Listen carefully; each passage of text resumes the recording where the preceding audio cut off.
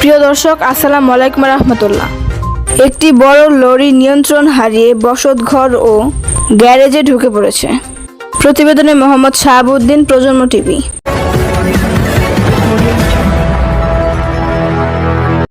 Dear viewers, Generation on TV, I welcome you.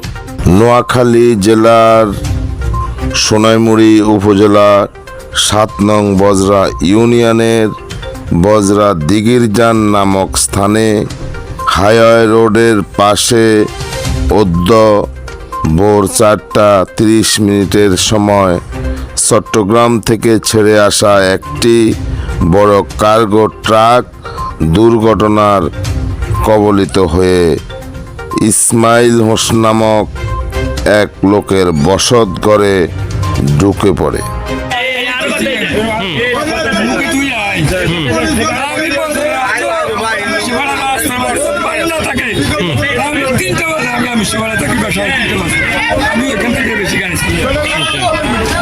কি নষ্ট হয়েছে ওটা বলো। আগে ভিতরে ক্লিয়ার হয়েছে না, আমি যাবো, তুমি বলো না।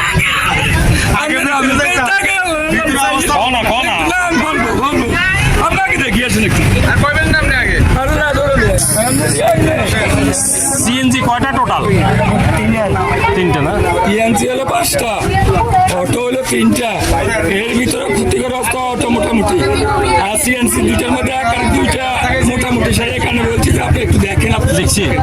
আচ্ছা, আর একটা হলো বরাবর আছে, বাকি 2টা আছে। 2টা এখন যেটা নামাবো অবশ্যই এটা মাস জানা, এটা গাড়ি ক্ষতিগ্রস্ত ভিতরে অনেক আছে, করে যেতে পারে।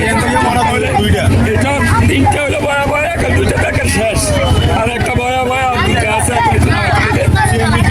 এটা টাকার পরে বলা যায় কি ক্ষতিগ্রস্ত। এখন কি 2 লাখ টাকা বেশি আর ভাই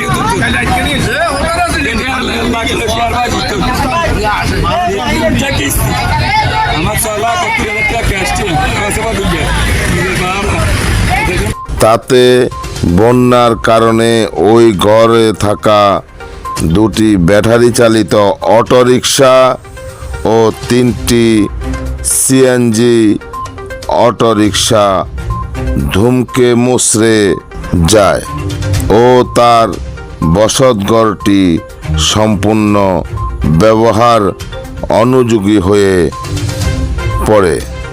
দুর্ঘটনার পরপরে চালক ও হেল্পার দুজনে পালিয়ে যান। গাড়িটি ঘটনাস্থলে রয়েছে।